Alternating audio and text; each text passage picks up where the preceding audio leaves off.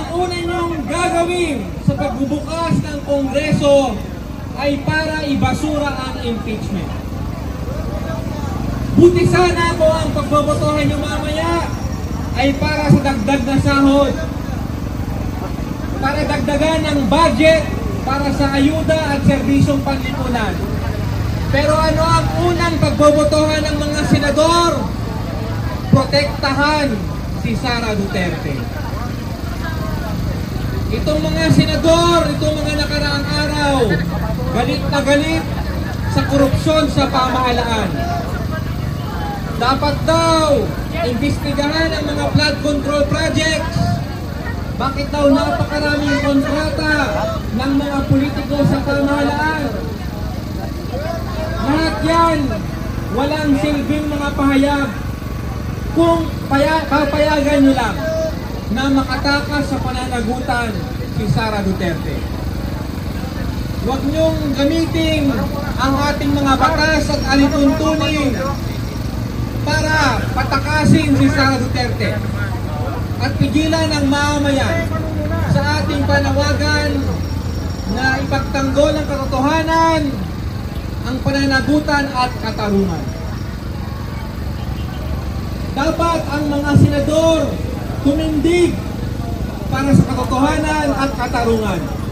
Ang dapat bigyan ng mas mabigat na timbang ang tunay na usapin. At ano po ang tunay na usapin dito? Ang tunay na issue dito, si Sara Duterte gumastos ng 125 million pesos in 11 days. Ang kanyang confidential funds, 600 million pesos. Huwag niyong sabihin na ito ay hindi issue ng mga karaniwang tao. Dahil ang pera na yan, dapat sana nagamit para sa ating mga eskwelahan, sa ating mga ospital, sa ating mga pabrika, at sa ating mga pamayanan. Subalit, ang pera na yan ay binulsa lamang ng mga tulad ni Sara Duterte. Kaya kung ang mga senador ay para sa katotohanan at katarungan, dapat hindi ibasura ang impeachment. Dapat tumindig ang mga mambabatas na habulin itong desisyon ng Korte Suprema at igiit na kailangan sundin kung ano ang tama. At yan po ay pagtindig para sa katotohanan, pananagutan at katarungan. Ang ating mga senador dapat maging senador ng taong bayan, hindi senador ni Duterte, hindi sunod-sunuran sa Malacanang. Dapat tumindig ang mga senador para magbigay ng aral sa lahat ng ating mga opisyal. Dahil kung ibabasura ang impeachment mamaya, ano ang aral po dito? Na ang mga tiwali, ang mga magnanakaw, pwedeng magpatuloy sa kanilang pagnanakaw basta kakampi nila ang mga senador. Kakampi ang Korte Suprema, kakampi ang Malacanang. Papayag ba tayo doon, mga kasama? Papayagan ba natin na ibasura ang impeachment mamaya? Kaya ito po ang ating babala sa mga senador.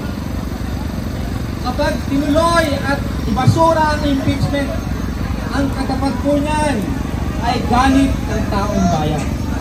Bubuhos sa lansangan ang mamamayan. Makikita nila at maramdaman ang galit ng taong bayan at sila ay ibabasura ng kasaysayan.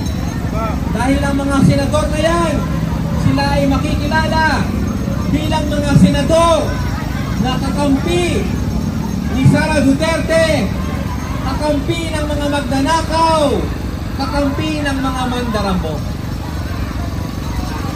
Kasama natin ngayon iba't ibang mga grupo para sa ating panawagang katotohanan at katarungan. Palakpakan natin ang pagdating ng mga kasama natin mula sa Bunyog, San Lakas, BMP Oriang. Andito rin po ang bayan ang mamayan sumisigaw para sa katotohanan at katarungan.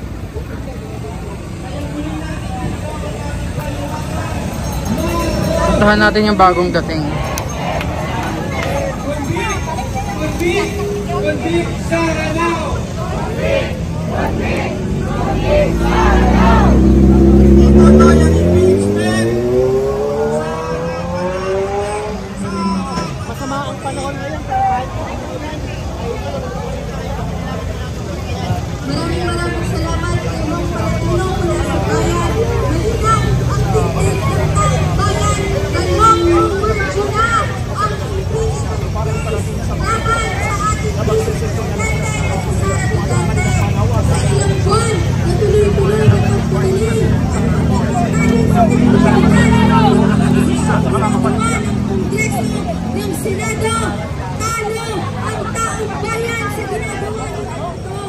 Malinaw ang panawagan ng taong bayan na ituloy na ang impeachment case sa Sara Duterte dahil mas mahalaga kaysa ang pagkakasalat ang ginagawa nila sa mga Pilipino. Ang esensya ng pananagutan, ang esensya ng hustisya na matagal nang ipinagkakilit sa atin ng ating gobyerno.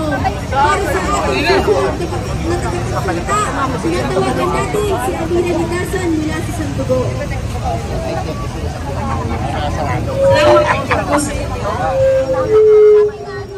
Ituloy ang impeachment! Sara panagutin! Hindi lang dapat si Sara Duterte ang managot sa korupsyon, sa pagnanakaw, sa ating pinaghirapang mga buwis, pinaghirapan na yaman ng bansa. Dapat managot din ang mga senador na nakaupo ngayon dahil sa pinagtatakpan nila ang katiwalian na ito. Isa silang mga taksil sa taong bayan. Taksil sa mga mamamayan na bumoto sa kanila. Isama na rin natin ang Korte Suprema na hindi pinakikinggan ang taong bayan kung hindi idinadaan tayo sa mga teknikal. Katulad ng ginawa din nila sa Sulu na iniwalay sa farm at ginagamit rin ang mga teknikal na mga sinira nila ang pagkakaisa ng mga kapatid nating Moro at sinisira rin nila ngayon ang ating tiwala sa taong bayan na mayroong justisya dahil sa kanilang ginagawa sa pagtatakip, sama-sama nilang pinagtatakpan ang katiwalian ng kapwa nila, magnanakaw kapwa nila, kurak.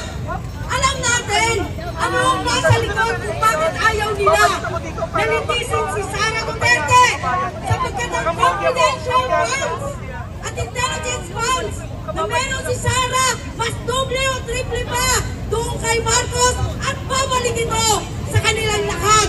Ang usapin dito ay ang more than 600 million na confidential fund na inaako ng isang vice president o na isang politiko na para sa kanila.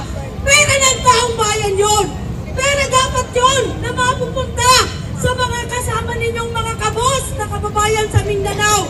Pera dapat yun na napunta sa mga katutubo na nangangailangan ng serbisyo, pangalan, pagkain.